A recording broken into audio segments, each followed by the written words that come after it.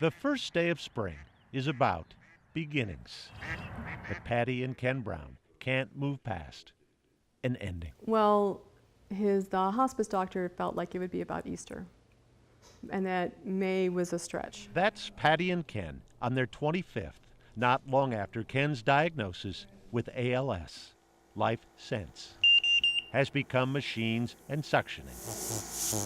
And each day, a little worse. And he said he's feeling like he's being peeled like a carrot. You just keep seeing the losses. We gave away his motorcycle, that was hard. There's not much carrot left. But the carrot, always pulling Ken forward, has been his kids. That's Keegan, that's our daughter. 2 years ago, Ken saw Keegan graduate from the U of M. In June. It's huge. He just needed to make it to May for Colin. But lately you have your doubts. At the U, doubts will not do. Welcome to East Cliff. Yeah. That's Colin, prematurely capped and gowned. I think I'm nervous for Ken that he'll get, I'm real emotional. It'll be hard for him. Hard, Congratulations. Thank you. in a bittersweet way. Because he was diagnosed my freshman year, and it's been a big formative part of all of my college years. Ken, we are so pleased that you have been able to share Hard, this moment with Colin. even for the university president, Sorry. who approved this. No words needed. 1, 2, 3. No one knows what comes in May. Right now, it's enough just to have today.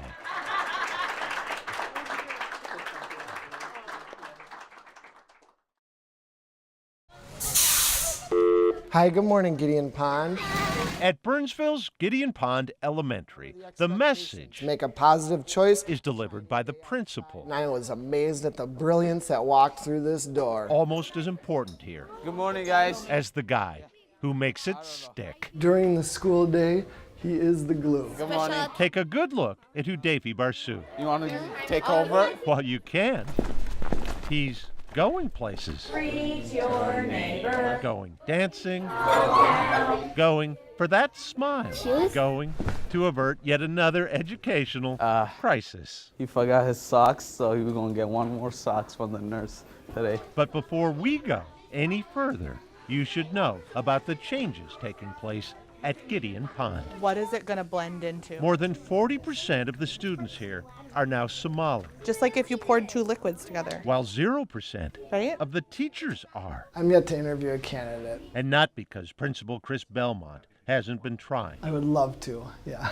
Trying since arriving 2 years ago from his old job as an assistant principal at Burnsville High School, where he took a liking to a broad-smiled founder of the high school's Muslim Student Association. I remember being really impressed with Hudayfi's leadership even at 16, 17, and 18 years old. Hudayfi graduated, took some community college courses, and was working at a Kmart when he found himself summoned. We had an opening for an educational assistant. It was fast, quick. A 15-minute interview was all it took to be reminded of the kind of kid I knew 5 years before. What do you call when the wind hits you? It's easy Breeze. to understand why Hudayfi feels a connection to new immigrants, Coco. having arrived in this strange new place himself at the age of 11. Speak English?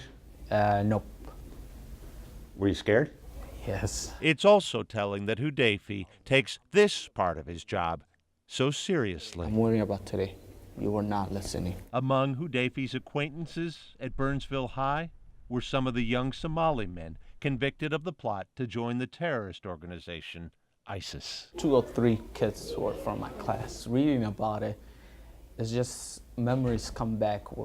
The choices, the good choices I made. Choices he attributes to his mentors. Do you apologize to the person you hurt? Like the young man Hudayfi Okay then, can we do that here? has become. I think Hudayfi is like a brother to me. That's 5th grader Jabril Osman reading an essay he wrote. Hudayfi is a working man and he's my role model. Being respectful, that's it. Okay? Come on. Can I see some smile? All that wisdom. Okay. Thank you. 23 years old. I know many of the kids that he works with might be from the Somali culture, but I know every kid in the school looks up to him. I know you're gonna do really great when we go back, okay? What you're seeing is authenticity. It's limitless, the effect he can have on the rest of the world. Already Hudefi has affected his principal. But they're gonna go fast. Chancellor Manor is home to most of the school's Somali families. We'll send them out, everybody will pick one. And for years, Hudefi's home too. You should take it and read it. Can I give a book for her? During his first visit here alone, the new principal was mistaken for an FBI agent. Some parents will worry about it. Now Hudefi has helped Principal Bellman feel at home here too. I don't know what he cannot do. I'm not sure. I'm truly not sure. I show you how to shoot.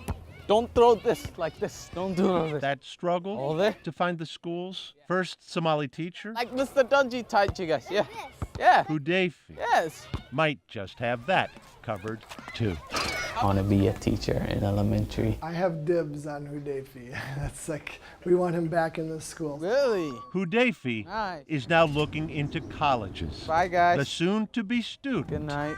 Make sure you sleep and read a book, okay? already It was a good day. teaching. Busy day, but good day. Boyd Huppert, KARE 11 News, Burnsville.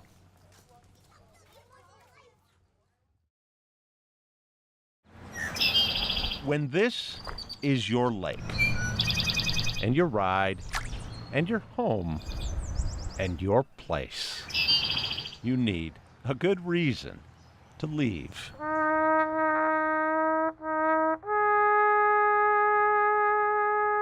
Like the reason Gary Marquardt departs his comfy life almost every day.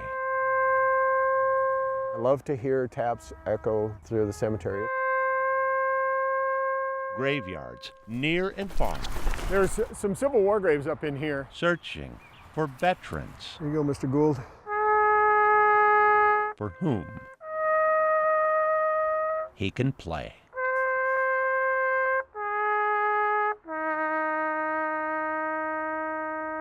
This started 3 years ago when Gary attended a military funeral and heard a mechanical bugle. It bothered him that a recording was being used for taps and not a live bugler. It just seemed that after what they've given, that wasn't much to ask. Having never before played a horn, Gary walked into a music store and bought This is him. his first. I brought it home and I tried to play taps, and it was like this. It's awful. That's Joni, Gary's wife. No inhibitions. And Bruce and Carol and Alan, How did it sound? Gary's unfortunate neighbors.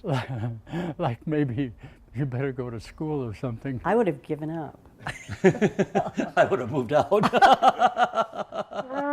But Gary kept playing, Oops. It was all the time.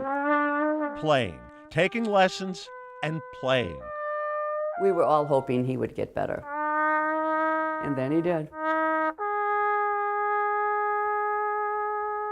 But why so driven, this man in his 60s, Here you go, Carl. who'd retired with millions from the sale of a company he built from nothing? Why these visits at which he leaves behind Here you go, Stanley. his symbol of the pittance of his service compared to theirs?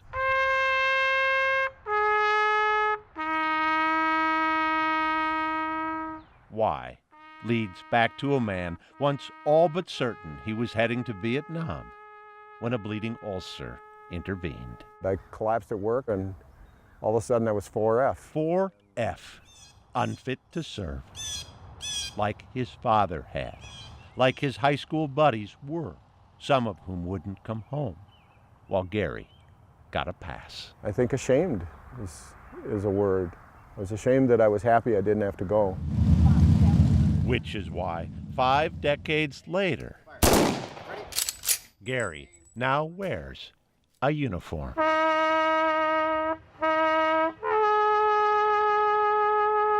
I don't play perfect every time. I really try to, but I'm there representing all of us, and it comes from the heart. I'm doing something for these guys.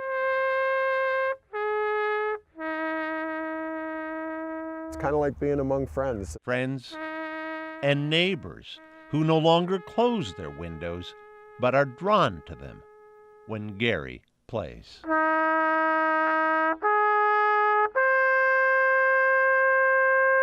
Every night at sunset, up and down the Lake Minnetonka shoreline, people stop to listen. And if so moved, join in. Summer and winter, rain, snow, and 20 below. To me, it's Every day. determination. He decided he wanted to do this. And he did it. 4F. Gary Marquardt was spared the sacrifices of his friends. So for now, and as long as he is able, he'll be playing for them. It's the last call. It's daily rest. It's a prayer to me. Boyd Huppert, KARE 11 News, Lake Minnetonka.